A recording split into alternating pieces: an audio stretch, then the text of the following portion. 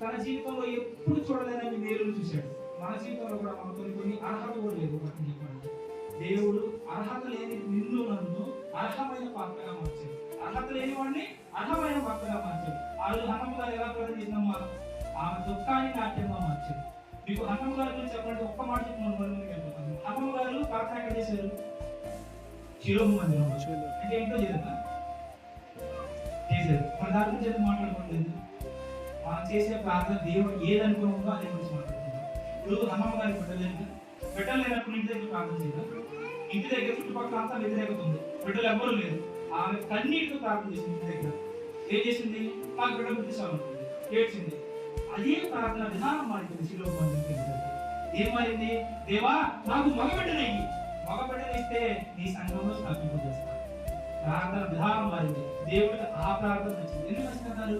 ఆ రోజు అక్కడ శిలోము మందిరంలో పరిచయం బాగా. ఆ కొడుకులు ఏంటి ఎలా ఉన్నారు? ఏది కొడుకులు బాగాలేదు. కాబట్టే ఆమె ప్రార్థించిందంటే, దేవా నా కొడుకు తీసేయ్యా, నాకు బిడ్డ పుడితే నీ సంఘంలోనే స్థాపింపజేస్తాను. ఈ రోజు మా జీవితంలో ఎవరన్నా బిడ్డలు లేకపోతే మీ ప్రార్థన విధానం మార్చండి. ఎందుకంటే నువ్వు చేసే ప్రార్థన నీకు అనుకూలంగా కాదు, దేవుడి సన్నిధికి నా బిడ్డ నేను ఇచ్చేస్తాను. దాని వల్ల నా జీవితంలో అనేకమైన మేలు పొందుకుంటాను. ఆ రోజు స్వామి ఎవరిని పడిందమ్మా? ప్రధాన యాజకుడైన ఏలి కనపడిందా? సమూయేలు కనపడిందా?